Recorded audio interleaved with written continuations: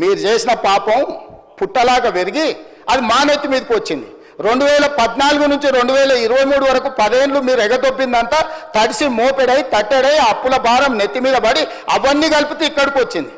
కానీ మేము ఇచ్చింది ఏ డేట్ నుంచి అధ్యక్ష? మేము మా బాధ్యత తీసుకున్నప్పుడు మేము క్లియర్గా ఒక డేట్ మెన్షన్ చేసినాం అధ్యక్ష. 11/12/2018 నుంచి 9/12/2023 నేను బాధ్యత తీసుకునే వరకు 5 సంవత్సరాలు కరెక్ట్గా లెక్కగట్టి ఈ 5 సంవత్సరాలలో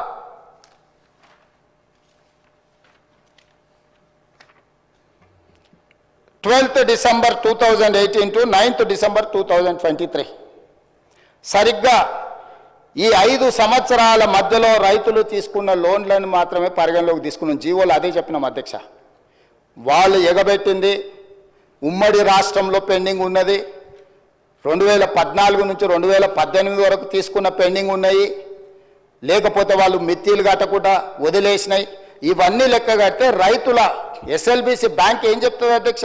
టోటల్గా రాష్ట్రంలో ఉన్న రైతుల కమతాలు, రైతుల యొక్క ఖాతాల నెంబర్ చెప్పి ఆ రైతుల నుంచి మాకు ఎంత బకాయిందో టోటల్గా చెప్పారు అధ్యక్ష. ఆ టోటల్ నుంచి 12 డిసెంబర్ 2018 నుంచి 9 డిసెంబర్ 2023 వరకు ఈ 5 సంవత్సరాలలో ఎంతమంది రైతులకు ఎంత బకాయి ఉందో ఆ వివరాలు ఇవ్వండి అని చెప్పి ఆ వివరాలు తీసుకొని మేము రుణమాఫీ చేసినాం అధ్యక్ష. ఇప్పుడుగా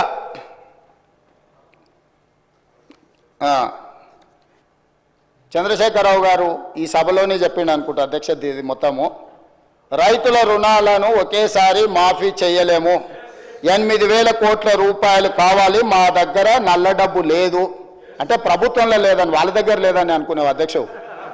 స్విస్ బ్యాంకు కూడా అప్పియగలిగినంత శక్తి వచ్చింది అధ్యక్ష. నేను అంతకుముందు ఎమ్మెల్యే అంతకుముందు ఆర్థిక మంత్రిని అడిగిన, అరే ఏడో దాసుడు కష్టం కాదు, 10 పైసలు మిత్తిస్తాం, మా ప్రభుత్వానికి అప్పి రైతులకు రుణమాఫీ చేస్తాను ఒకసారి అడిగిన అధ్యక్ష. ఇట్లనే ఇక్కడ దావతులు ఎదురుపడితే కొంచెం సానుకూలంగానే తల ఊపిండు, కానీ మళ్ళీ బామార్దికి నా కోపం వస్తుందని జర వెనక తగ్గినట్టు అనిపించింది అధ్యక్ష. ఇవాళ ఈ రాష్ట్రం ఉన్న 7 లక్షల కోట్ల అప్పు కూడా కట్టాలంటే ఏం లేదు అధ్యక్ష. వాళ్ళకిన ఒక్కసారి మన దిక్కు చూసిరంటే రాష్ట్రం అప్పు అంతా కట్టొద్దు అధ్యక్ష, ఎందుకంటే అంతా అక్కడికే చేరింది కదా.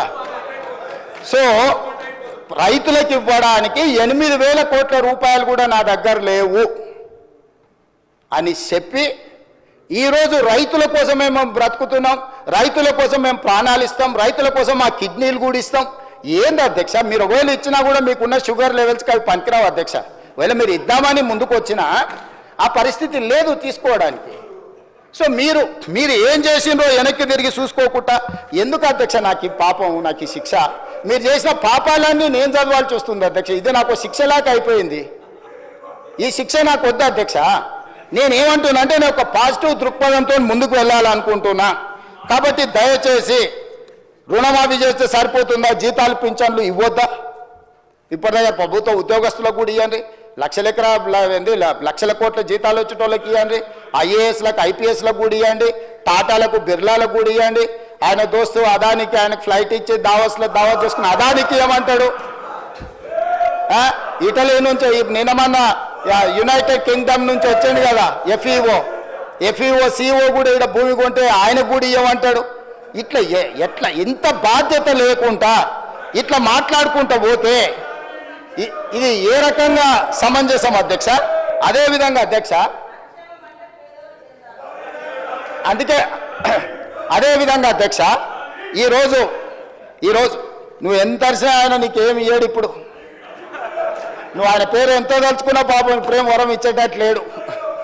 సో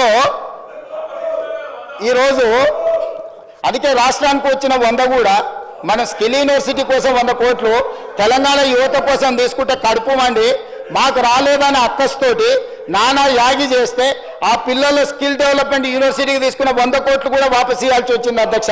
ఇది రాష్ట్రానికి నష్టం, నాకేం నష్టం అధ్యక్ష? నేను చెప్పిన ఇది రాష్ట్రానికి తీరని నష్టం జరుగుద్ది, రాష్ట్రానికి తీరని నష్టం జరుగుద్ది అని చెప్పిన అధ్యక్ష. అందుకోసమని ఇవాళ వీళ్ళు ఈ రకంగా మాట్లాడినారు అధ్యక్ష. ఈరోజు మిగతా 2 లక్షల పైన ఉన్న వాళ్ళ గురించి కూడా మా మిత్రుడు శంకర్ అది కూడా చేస్తే బాగుంటుంది అని మేము ముందే చెప్పినాం అధ్యక్ష. అసలు మా ఎన్నికల మేనిఫెస్టోలో ఏముందో ఒకసారి చూడమని చెప్తున్నా. నేనేమన్నా 2 లక్షల వరకు ఎవరి రైతులకైతే అప్పు ఉందో అప్పు తీరుస్తామన్నాం. ఈరోజు ఇంకా ఏదైనా 2 లక్షల లోపల ఎవరిదైనా తప్పుబడ్డా ఇంకేదైనా సవరించేది ఉన్నా మీ లెక్కలు తీసుకొచ్చి ఇవ్వండి. మీ లెక్కలు ఇవ్వండి. వినడానికి నిజాలు వినడానికి ఓపిక ఉండాలి అధ్యక్ష. నిజం వినడానికి ఓపిక ఉండాలి అధ్యక్ష.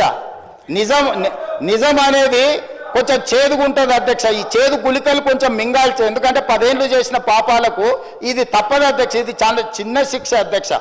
ప్రజలు విధించిన శిక్ష ముందు ఇది చాలా చిన్నది, వినాలి వాళ్ళు. ఎందుకంటే మంచి చెప్తున్నప్పుడు నేర్చుకోవాలి.